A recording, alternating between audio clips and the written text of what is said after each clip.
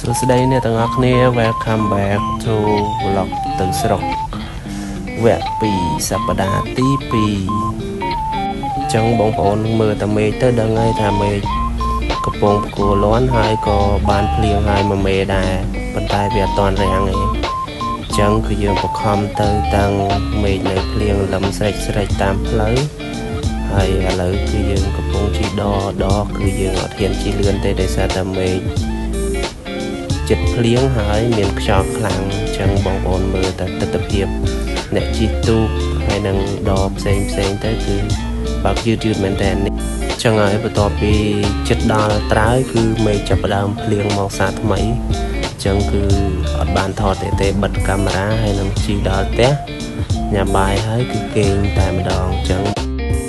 ឥឡូវគឺកាត់មកដល់ទស្សនភាពពេលព្រឹកឡើងគឺចាប់ផ្ដើមចេញទៅផ្សារពីព្រលឹមតែនេះរៀងខុសធម្មតាតិចដោយសារជិះតាមផ្លូវឃើញប៉ូលីសរៀបចំដាក់ប្រាចឹងម្នាក់រៀងសបាយភ័យអបន្តិច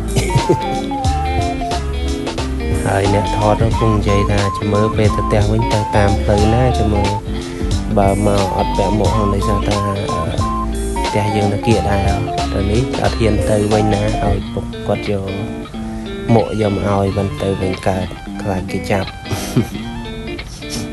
អស់សំណើចដែរអត់ដែលគេចាប់ផងដល់ថ្ងៃហ្នឹងមិនដឹងមិនបើគេចាប់តែជាទូទៅយើងពាក់រហូតទេដោយសារតែមកផ្សារនៅគៀកហ្នឹងហើយអត់មានគេដែលពាក់ឬក៏អត់មានប៉ូលីសចាប់ដែរទេដោយសារតែផ្សារយើងនៅគៀកផ្ទះដែរជីប្រហែលជាមិនដល់10នាទីផងចឹងឥឡូវបានមកអីចឹងគឺទៅផ្ទះវិញបានធម្មតាជីទៅឆ្លៀតថតប៉ូលីសទៀតតាមពិតគេអត់ទាន់ដាក់ចាប់ទេគេគ្រាន់តែរៀបទុកសិនឬក៏មិនទាន់ដល់ម៉ោងគេចូលធ្វើការមិនដឹងព្រោះតែម៉ោង8ព្រឹកចឹងប្រហែលជាម៉ោង9ហើយមិនគេដាក់ចាប់ចឹងតែពិតខ្ញុំមកអត់ពាក់មួកក៏អត់អីដែរព្រោះគេទុកពេលឲ្យទៅផ្សារតែអីចឹងហើយត្រឡប់មកវិញគឺចាប់ដើមច្រាំបុកគ្រឿងហាន់សាច់អីដើម្បីសម្លម្ជូរសាច់គោជាមួយទឹកគួនហើយម្ជូរគ្រឿងអញ្ចឹងយើងហាន់សាច់គោបុកគ្រឿងហើយនឹងបេះបន្លែទឹកគួនបដាទៅអញ្ចឹងហើយទឹកគួននេះស្រស់ល្អមែនតែនទិញមកពីផ្សារមួយដុំធំហ្នឹងអស់តែ1500ទេហើយសាច់គោយើងមានស្រាប់គ្រឿងអីមានស្រាប់អញ្ចឹងគឺវាស្រួលនៅស្រុកស្រែហើយបន្ទាប់ពីបេះបន្លែរួចហើយគឺយើងចាប់ផ្ដើមច្រាំម្ទេស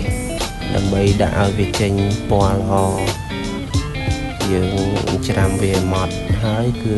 ទុកម្ដុំហើយយើងបុកគ្រឿងបុកយើងបុកឲ្យម៉ត់ដែរទៅហើយយកទៅដាក់រំលីងវាឲ្យឈ្ងុយមានប្រហុកមានម្ទេសពេលគ្រឿងនោះគឺរំលីងវាឈ្ងុយហើយបាទយើងរំលីងគ្រឿងនឹងឲ្យឈ្ងុយពេលឈ្ងុយហើយគឺយើងអាចដាក់សាច់ដូចជាប្រហុកច្រាំដែលយើងបានច្រាំវិញដាក់ចូលលីងវាមកតង់ទៀតដើម្បីឲ្យវាស្ងួតសាច់បន្តិចទើបយើងចាក់ទឹកស្អាតជាងចូលតបចាក់ទឹកស្អាតចូលពេលពុះគឺឆ្អិនហើយយើងភ្លក់មើលខ្វះរសជាតិអីហើយពេលមុនញ៉ាំគឺយើងចាំបង់បន្លែលើកញ៉ាំតែម្ដងតោះយើងទៅមើលត្រង់គ្រួតរបស់យើងវិញយើងមិនភ្លេចទេគឺយើងចាប់ផ្ដើមម៉ូលពងវាដោយសារតែវាពងជាប្រចាំថ្ងៃតែម្ដងចឹងហើយយើងឆែកមើលតើនៅសមអាក្បាលវាមានឈឺមានអីអត់សុខភាពវាពិតជាល្អមែនតើគ្រួតស្រួលចំហើយឲ្យផលជាប្រចាំជាតិពងហើយយើងអាចយកទៅភ្ញាក់បានហើយយើងបានប្រមូលពងវាហើយក៏យើងដាក់ស្ងោរចោលហើយយើងក៏ចាប់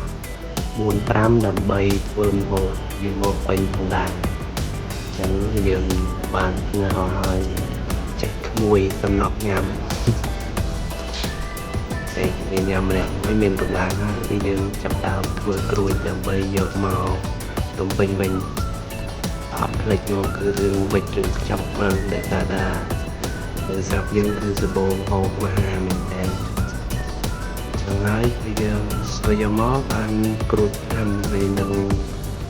មានជារដូវនេះគឺយើងធ្វើដំណាប់ស្វាយហើយបើទៅចឹងក៏បានខ្ចប់ដំណាប់ស្វាយមកដែរចឹងអរគុណច្រើនបងប្អូនសម្រាប់ការទស្សនាដល់ជួបគ្នានៅប្លុកក្រោយៗទៀតសូមអរគុណបាយបាយ